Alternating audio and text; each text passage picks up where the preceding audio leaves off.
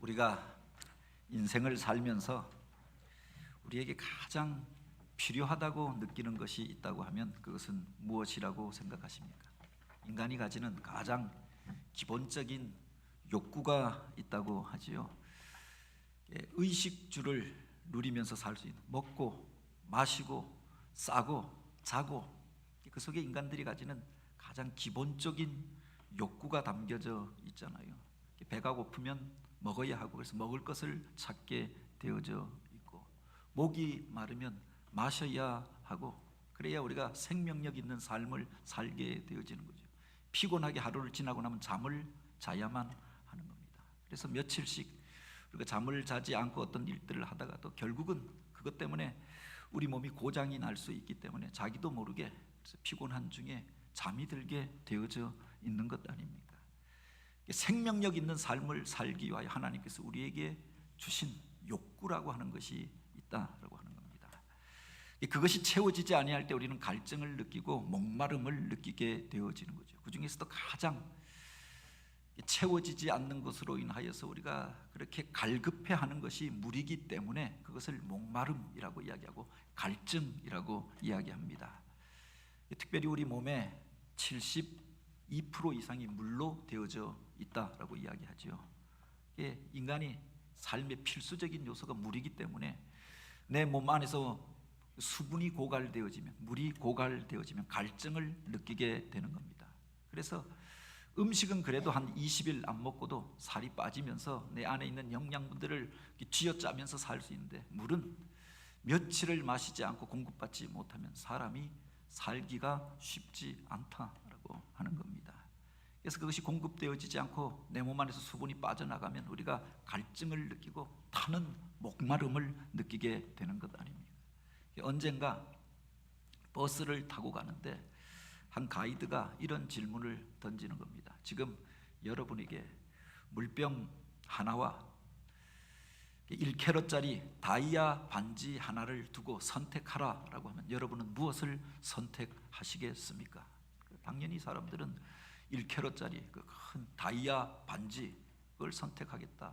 누구나 다 이야기하였죠. 그 버스 안에 타고 있었던 사람들이 다 그렇게 대답한 겁니다. 아니, 그 다이아 반지 하나면 그냥 작은 다이아가 아니라 1캐럿짜리 그 큰 그 알이 박힌 반지라고 하면 물 몇 병을 살 수가 있는데, 물 먹고 또 며칠 동안 생활하고 부족함이 없이 그렇게 원하는 것 다 사고 살 수가 있는데 물을 선택할 사람이 어디 있느냐, 이렇게 이야기하는 겁니다. 근데 그분이 다시금 질문하는 겁니다. 여러분이 지금 거하는 곳이 이런 곳이 아니라, 물이 넉넉한 곳이 아니라, 언제나 우리에게 필요한 것들을 공급받을 수 있는 그곳이 아니라 메마른 그 황량한 거친 사막 한가운데 당신이 있다고 합니다. 사하라 사막 한복판에 끝도 없이 펼쳐진 물 한 방울 찾아볼 수 없는 그곳에 당신이 그곳을 걸어가게 되었다고 하면 그때 당신에게 가장 필요한 것은 무엇이겠습니까?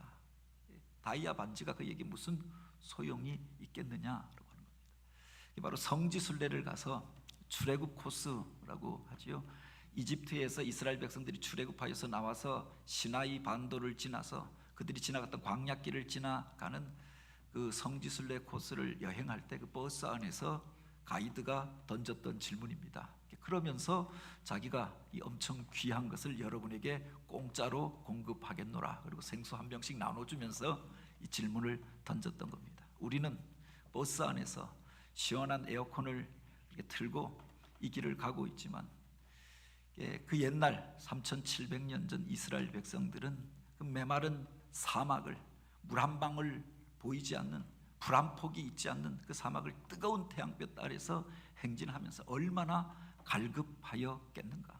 그러니 그들이 물을 찾고 그것 때문에 불평하고 원망하고 또 쓰러지고 낙심하게 되어졌던 것이 아닌가. 그것을 상기시키며 물 한 방울, 물 한 병씩 나누어 주었던 겁니다. 우리가 자본주의 사회에 살고 있기 때문에 바로 언제나 그것을 얻기 위하여 지불하는 그 돈의 가치로 그것의 소중함을 우리가 계산할 때가 있습니다. 그런데 그것이 넉넉하기 때문에, 언제든 우리가 얻을 수 있기 때문에, 마실 수 있기 때문에 그 소중함을 깨닫지 못하고 살아가는 일들, 그렇게 오늘 우리가 아무것도 아닌 것처럼 생각하고 지내는 것들이 얼마나 많이 있느냐라고 합니다. 이 신선한 공기, 우리가 매일마다 마시는 또 물, 그리고 그 가정의 평온함, 그리고 요새 이 코로나 시대를 지나면서 일상의 소중함에 대해서 우리가 다시금 깨닫게 되어지는 것 아닙니까? 살면서 그것이 없어졌을 때 오늘 우리가 목말라 하면서 그것을 찾게 되어지는 거지요. 인생 가운데 우리가 생리적으로 우리 몸이 살기 위하여 필요로 하는 그런 욕구가 있습니다. 생리적인 욕구라고 하지요. 근데 그게 전부가 아니라 그 이상의 것들을 구하는 욕구가 인간 속에 있다라고 하는 겁니다. 아브라함 메슬로우라고 하는 심리학자가 인간이 가진 욕구에 대하여서 표현하면서 그 기반에 생리적인 욕구가 있지만, 먹고 마시고 싸고 자는 이런 생리적인 욕구가 있지만, 그것이 채워졌을 때 인간은 더 나은 삶을 향한 욕구를 가지게 됨을 이야기합니다. 안전을 향한 욕구, 편안하게 살고 싶은 욕구가 인간 안에 있지요. 그래서 집을 짓고 가정을 이루고 또 안정된 삶을 살기를 원하는 것 아닙니까? 어딘가에 소속되어져서 사랑을 주고 받으면서 사람들과 함께하여 머물러 살고 싶은 그런 욕구가 인간 안에 있고, 이것이 오늘 우리의 가정을 이루게 하였던 거죠. 뿐만 아니라 사람들에게 존중히 여김받고 살고 싶은 욕구가 있잖아요. 그리고 자기가 자기 속에 주었던 비전과 꿈을 이루고자 하는 자아 실현의 욕구들을 또한 가지고 살아가게 된다라고 하는 겁니다. 얼마 전에 1970년대를 대표하는 저항 시인으로 알렸던 김지하 시인의 별세 소식을 뉴스를 통하여 접하였습니다. 이분을 유명하게 하였던 시가 타는 목마름으로라고 하는 시였습니다. 70년대 유신 독재 시대 때 그가 오적이라고 하는 시를 발표하고 또 자기 속에 있는 그 갈망에 대하여 이야기하였는데, 자유에 대한, 민주주의에 대한 갈망을 바로 이 시집에 표현하였던 거죠. 단지 물질적인 것으로 채워지지 않는 욕구가 인간 속에 있는데 자유를 향한 갈망이 있고 존중이 여김받고 싶은 갈망이 있잖아요. 그래서 인간의 역사를 어떤 철학자는 자유의 확대 과정이다라고 하였습니다. 사람들이 목숨 걸고 그 자유가 확대되어지기 위하여, 자유를 누리기 위하여 사람들이 쟁투해 왔고, 역사는 자유가 확대되는 방향으로 진보하여 왔다라고 하였습니다. 얼마 전에 대통령 취임식을 하면서 대통령 취임자가 자유에 대하여서 계속 이야기를 하는 겁니다. 사실 오늘 우리는 그 자유를 보장받는 시대에 누구나 다 가고 싶은 곳을 가면서, 또 먹고 싶은 것 먹으면서, 또 내가 반대하는 일들에 대해서 내 의견을 표출하는 그런 자유로운 시대에 살아가고 있잖아요. 그래서 그 소중함들을 우리가 깨닫지 못할 수 있는데, 70년대 또 80년대 상황에서 바로 이런 타는 목마름으로 자유에 대하여 갈망하고 노래하였던 겁니다. 내 머리는 너를 잊은 지 오래, 내 발길도 너를 잊은 지 너무도 오래, 오직 한 가닥 타는 가슴 속 목마름의 기억이 내 이름을 남몰래 쓴다. 타는 목마름으로, 타는 목마름으로. 그리고 그 시의 끝에 민주주의여 만세. 이걸 1980년대 무슨 민주화 시위가 있는 날이면은 마지막에 청년들이 어깨를 걸고 불렀던 기억이 있습니다. 그리고 만세, 만세, 민주주의여 만세, 자유여 만세라고 했는데, 자유를 빼앗긴 시대에 자유에 대해서 그렇게 노래했던 거죠. 그런데 이 김지하 시인이 1990년대가 넘어서면서 그분이 다른 이야기를 하기 시작했습니다. 이른바 생명사상이라고 하는 것을 이야기하였죠. 어떤 사람들은 이미 민주화가 되어진 시대 가운데서도 바로 분신하면서 자유에 대한 더 큰 자유를 요구하면서 더 큰 그렇게 권리들을 주장하면서 막 죽고 또 분신하는 일들이 벌어질 때 죽음의 장막을 걷어 치워라 라고 이야기하면서 우리 인간 속에 보다 중요한 가치에 대하여 그가 이야기했는데, 생명의 가치에 대하여 말하기 시작했던 거죠. 자유보다도 소중한 것이 그 생명 가운데 있지 아니한가. 인간이 주인되는 민주주의보다 더 중요한 것이 생명의 가치 가운데, 그 존중함 가운데 있지 아니한가. 그래서 그가 생명 사상을 주장하기 시작하였습니다. 그래서 무슨 민주주의 운동하는 사람들은 그가 변절하였다라고도 이야기하였는데 보다 중요한 것들에 대하여 그가 이야기를 하게 되어졌던 거지요. 또 하나의 인간이 가지는 갈망이 있다라고 하면은 진리에 대한 갈망, 또 지식에 대한 갈망이 있잖아요. 그래서 나이가 들어도 끊임없이 우리가 배우고 새로운 것들을 습득하려고 하고 또한 무엇인가 새로운 이론과 정보를 듣고자 하는 것 아닙니까? 인간 속에 지식에 대한 갈망이 있습니다. 그런데 한국의 지성사를 대변하는 1980년대, 90년대 최고의 지성이라고 그렇게 이야기되어졌던 이화여대 석좌 교수를 지내고 문화부 장관을 지냈던 이어령 교수가, 그래서 많은 이들을 도전하고 한국의 지성들을 깨웠던 그가 2000년대를 넘었으면서 새로운 책을 하나 썼습니다. 그게 바로 지성에서 영성으로라고 하는 책이죠.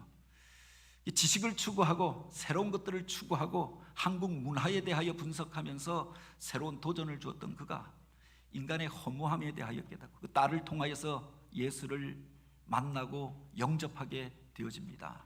그리고 인간 안에 있는 보다 근원적인 욕망에 대하여 또 채워지지 않는 그 무엇에 대하여 이야기하면서 인간은 영적인 존재이고 그 영성 안에서 또 영원을 향한 욕구를 가진 존재임을 이야기하게 되어졌던 거죠.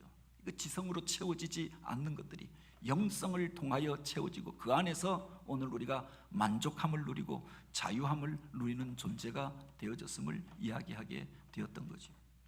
오늘 우리는 이 세상을 살면서 그렇게 갈망하고 또 목말라 하는, 갈급하게 여기는 그것은 무엇입니까? 오늘 우리가 추구하는 그 가치는 어디에 있습니까?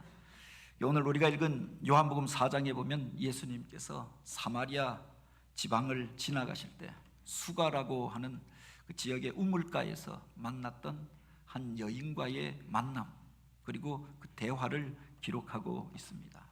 보통 유대인들과 가장 앙숙이 되어졌던 나라가 있다라고, 물론 그 많은 이방 민족들이 있었지요.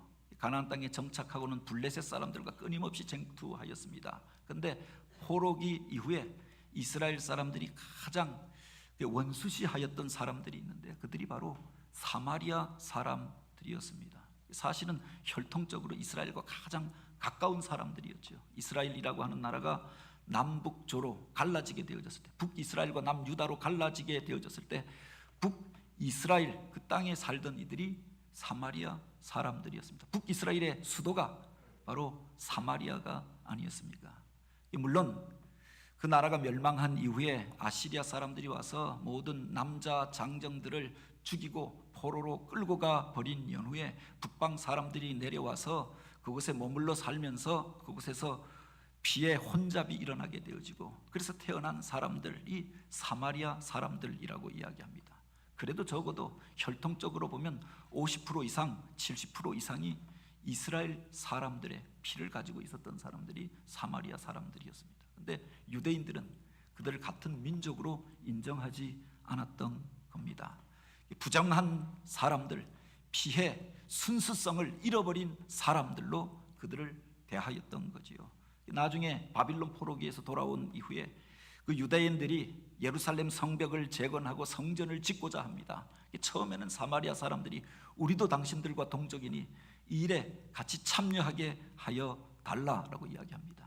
그들이 신앙의 순수성, 혈통의 순수성, 공동체의 순수성을 지키기 위하여 그들을 배제하고 이 일을 시작하였지요. 나중에 보면은 사마리아 사람들이 대적자가 되어져서 이 일을 회방하고 고발하기 시작합니다. 이 일이 결정적으로 유다 사람들과 사마리아 사람들의 감정을 상하게 하고 원수시하게 되어지는 계기가 되었던 거지요. 예수님 당시에 이 팔레스틴 땅은 남쪽 유다 사람들이 살던 유다 지방과 북이스라엘 사람들이 살던 그 사마리아 지방, 그리고 나중에 포로기에서 돌아온 이들이 유다 땅에서 땅을 얻지 못하고 밀려난 사람들이 북쪽으로 올라가서 개간하였던 갈릴리 지방, 세 지방으로 나누어지게 됩니다. 그래도 혈통적으로 동일한 갈릴리 사람들과 유다 사람들은 서로 교통하고 왕래하였는데, 예수님께서도 갈릴리 지역에서 처음 천국 복음을 증거하시고 절기마다 예루살렘을 향하여 유다 땅을 향하여 올라가셨는데, 그 사람들이 서로 왕래하면서 사마리아 땅을 피하여서 왕래하였던 겁니다. 근데 굳이 이곳에 보면은 절기가 되어 예루살렘에 올라가셨던 주님께서 이제 갈릴리로 내려가시는데 요단 동편의 땅이 아니라 바로 사마리아 땅을 통과하여서 내려가시고자 하였던 겁니다. 가던 길에 제자들이 양식을 구하러 갔는데 주님께서 마치 누군가 만날 사람이 있다는 듯이 바로 과거에 야곱이 파놓았던 우물, 수가성의 한 우물가에 앉아서 그를 기다리고 있었던 겁니다. 그리고 정오의 시간에 물을 기르러 나왔던 이 사마리아 여인을 그곳에서 만나게 되어졌던 거지요. 유다 사람들이 상종하지 않는 사마리아 사람이었습니다. 부정하게 여기고 또한 그렇게 이방 사람들보다 더 나쁘게 악하게 여기던 사람들이 사마리아 사람이었습니다. 근데 그 여인과 만나서 스스럼 없이 대화를 나누십니다. 더구나 이 부정하다 말하던 사마리아 사람들 가운데서도 부정한 여인이라고, 문란한 여인이라고 외면당하던 여인이 사마리아 여인이었습니다. 뒤에 보면은 그에게 남편이 5명 있었고 결혼을 5번 했다라고 하는 겁니다. 그런데 그 남자와도 같이 사는 것이 아니라 이제 새로운 사람을 만나서 교제하고 또 동거를 하고 있었던 것 같습니다. 사람들이 뒤에서 그에 대하여 수군거리고 이렇게 저렇게 말하였겠지요. 사람들이 물을 기르러 나오는 시간, 아침 이른 시간이나 늦은 저녁 시간이 아니라 보통 아침에 밥을 짓기 위하여서라도 물을 기르러 오지 않겠습니까? 선선한 그 시간에 저녁 때 저녁 음식을 만들기 위하여서 사람들이 물을 기르러 오는 겁니다. 그때 우물가로 사람들이 나오는데 굳이 사람들이 오지 않는 뜨거운 정오의 시간에, 특별히 팔레스틴에서는 그 날이 뜨겁기 때문에 낮에는 모든 일도 중단하고 오침에 들게 되죠. 2시간 이상, 한 11시부터 1시, 2시까지는 일을 중지하고 쉬고 잠을 자는 겁니다. 그 시간에 사람들이 없고 가장 뜨거운 그때에 그가 물을 기르러 그곳에 왔던 겁니다. 그리고 그곳에서 기다리시는 주님을 만나서 나누었던 이야기들을 오늘 본문은 기록하고 있는 겁니다. 주님께서 먼저 그에게 물 한 모금을 요청하시잖아요. 당신이 당장 목이 말라서 물을 요청하신 것이 아니라 그 뒤에 대화를 보면 이것을 시작으로 하여서 당신이 누구신가에 대하여 이야기하십니다. 그리고 영원히 솟아나는 샘물에 대한 이야기로 그를 도전하시지요. 그리고 그 여인이 가지고 있었던 가정의 문제에 대하여 이야기하십니다. 이 모든 것들을 주님께서 알고 계셨고 스스로 고백하기를 기다리셨고 인생의 갈증이 해결되어지지 않는, 그렇게 세상의 것들로 인하여 목말라 하면서도 또 사람들이 없는 그 시간을 피하여 물을 구하러 나왔던 그 여인의 근본적인 문제에 대하여 말씀하시고 그가 이제 예수님을 알아보고 영접하게 된 그 사건을 오늘 본문은 기록하고 있는 겁니다.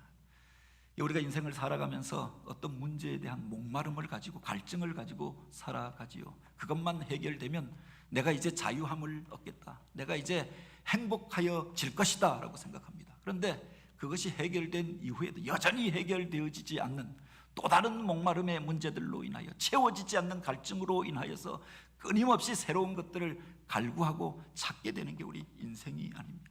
이 여인은 아마 사랑을 향한 갈구를 가졌던 여인이었던 것 같습니다. 그래서 그 뒤에 보면 주님께서 그를 향하여서 영원히 목마르지 않는 그런 물을 마셨으면 좋겠다라고 이야기하는 그를 향하여 느닷없이 내 남편을 데려오라 라고 이야기하십니다. 물에 대한 이야기로부터 시작하였습니다. 인생에 채워지지 않는 갈증으로 그렇게 주님께서 대화를 시작하셨습니다. 그래서 그가 그 우물가에 나왔잖아요. 사람들과 만나는 것이 꺼려지고 불편하고, 그래서 사람이 없는 시간에 그래도 살아야 하기 때문에 물동이를 이고 물을 기르러 나왔습니다. 그러면서 그가 마음속으로 이런 고생 좀 하지 않고 살았으면 좋겠다라고 생각하였겠죠. 그래서 그가 가지고 있었던 문제에 대해 말씀하시면서 물을 가지고 대화를 시작하였습니다. 그런데 그것보다 더 중요한 문제가 그의 가정 안에 그 인생 가운데 있음을 이야기하셨던 겁니다. 그런 물을 내가 좀 마셨으면 좋겠다. 다시금 물동이를 메고 와서 그렇게 사람들 없는 시간에 피하여서 물을 기러 가지 않아도 좋을 만큼 내 안에, 우리 집에 그런 영원히 솟아나는 샘물이 있었으면 좋겠다. 그렇게 이야기하는 그를 향하여 내 남편을 데려오라 라고 이야기하시는 겁니다. 느닷없는 이야기에 그가 내 남편이 없나이다 라고 이야기하잖아요.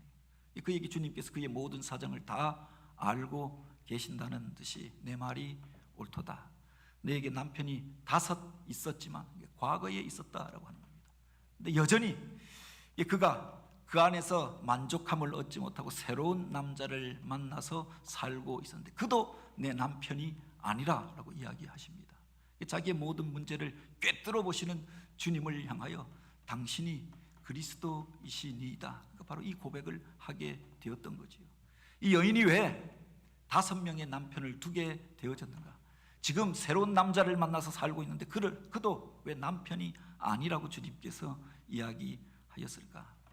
사람들은 그렇게 이야기합니다. 이 사마리아라고 하는 지역이 여러 가지 고난과 역사적인 어려움을 많이 지났던 곳이기 때문에 아시리아가 쳐내려와서 북이스라엘 사람들을 포로로 끌고 갑니다. 대항하는 장정들은 다 죽여버리고 그래도 나중에 그들을 향하여서 저항의 근거지가 될 만한 사람들은 포로로 다 끌고 가 버렸습니다.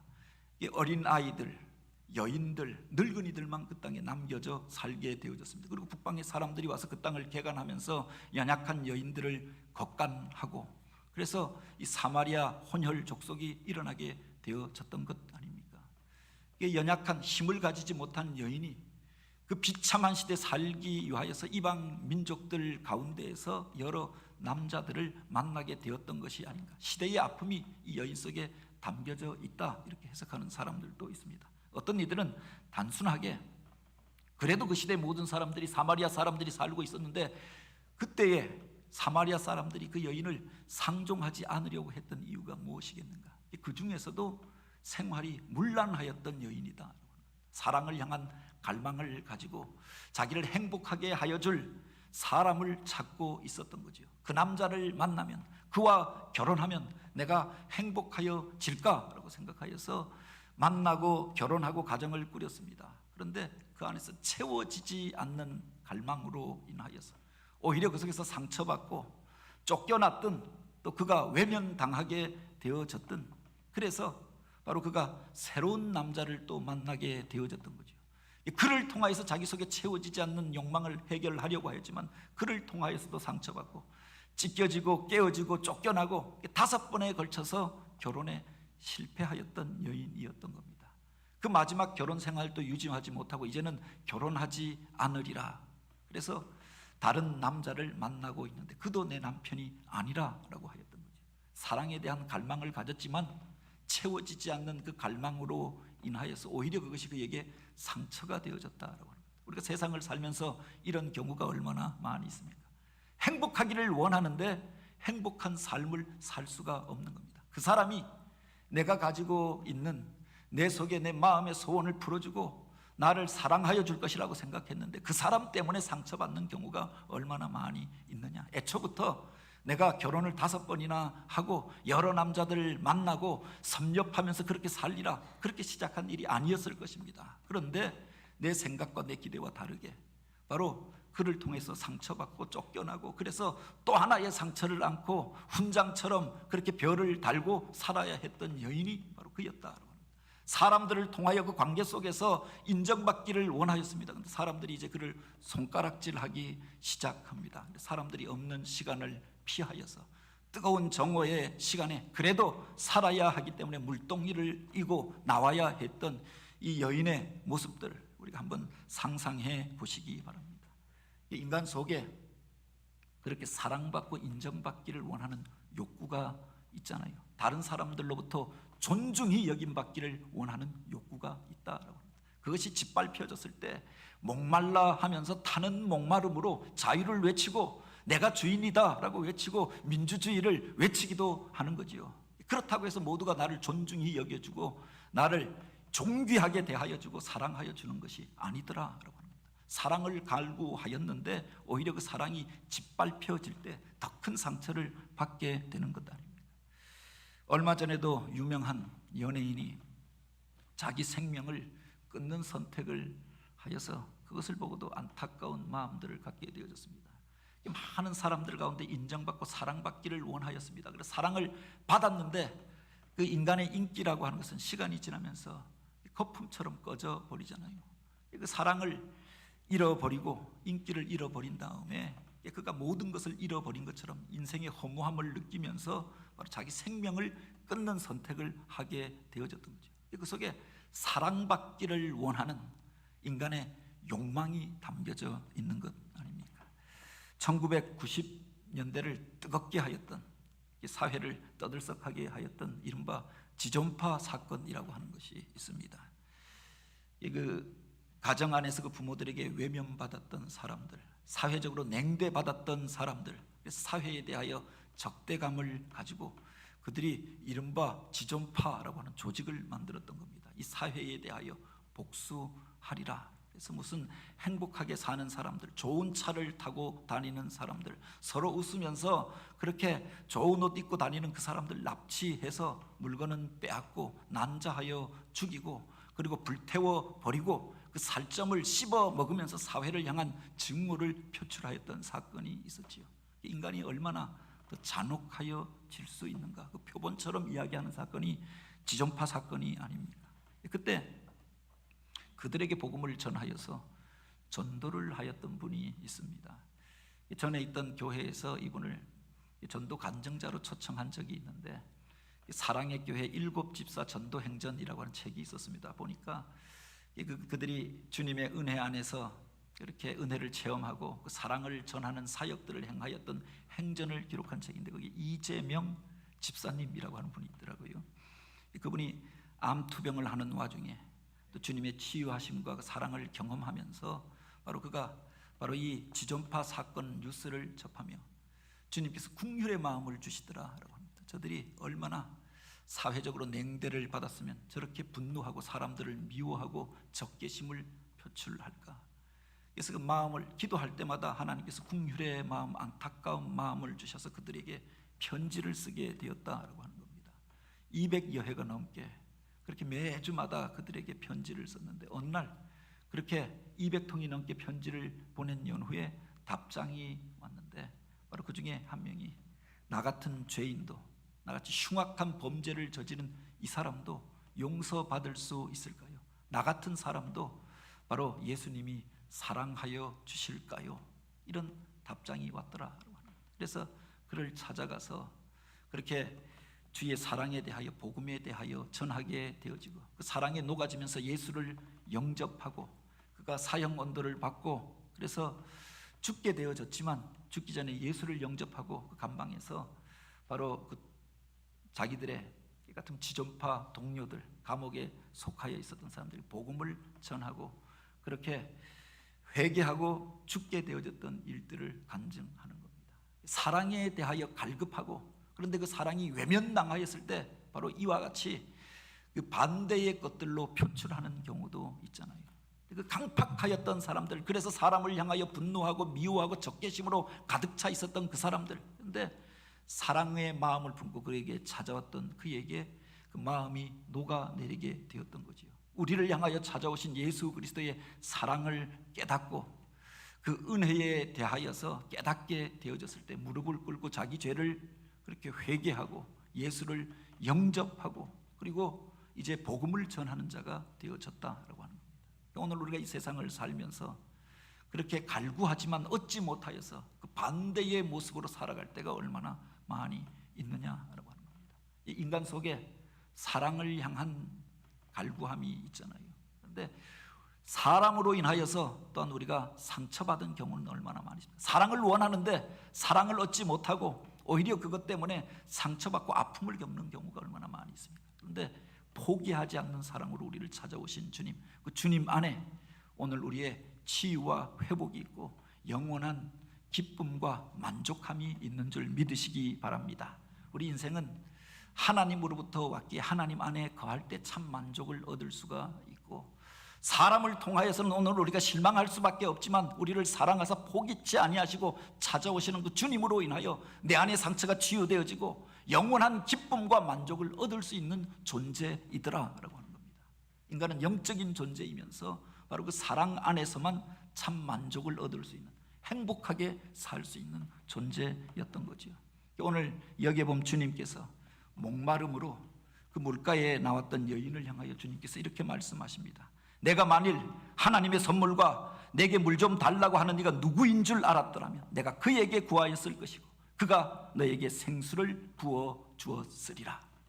그래서 주님께서 그곳에 오셨고 그를 만나 주셨고 이 땅 가운데 오셨음을 말씀하여 주셨던 거죠. 그리고 이렇게 말씀하십니다. 내가 주는 물을 먹는 자는 영원히 목마르지 아니하리니 나의 주는 물은 그 속에서 영원히 솟아나는 샘물이 되리라. 육신의 목마름으로 인하여서 물동이를 이고 그 뜨거운 날 그래도 살아야겠기에 그곳에 나왔습니다. 그런데 그 안에 영원히 솟아나는 샘물이 있다고 하면, 지금은 우리가 수도꼭지만 틀면 물이 나오는 시대를 살아가고 있잖아요. 물동이를 메고 그렇게 우물가를 향하여 찾아가지 않아도, 샘터를 향하여 내려가지 않아도 그 물을 날마다 공급받으면서 그렇게 행복을 누리면서 편리함을 누리면서 살고 있잖아요. 주님께서 우리 안에 영원히 솟아나는 샘물이 되어 주실 것을 말씀하여 주셨던 거죠. 이어지는 6장에 보면 이렇게 말씀하십니다. 내가 곧 생명의 떡이니 내게 오는 자는 결코 줄이지 아니할 것이요 나를 믿는 자는 영원히 목마르지 아니하리라. 그분이 우리의 생명의 떡이 되어 주시고 영원히 목마르지 아니하는 생수의 근원이 되어 주심을 말씀하십니다. 목말라 하는 그에게, 사랑에 목말라 하고 상처받은 그 여인을 향하여서 내가 무슨 그 병원을 찾아가서 누구를 만나서 상담을 받아봐라 이야기하지 않습니다. 새로운 사람을 만나서 이런 사람, 이런 직업을 가진 사람과 교제하면 내 상처가 치유될 것이다 그렇게 말씀하지 않았습니다. 새 일을 시작해 보라, 새로운 사업을 시작해 보라, 어디에 가봐라 그렇게 말씀하지 않으십니다. 바로 누구든지 목마르거든 내게로 와서 마시라.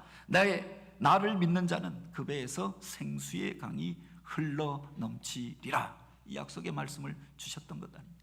주님을 마신다고 하는 게 무엇인가?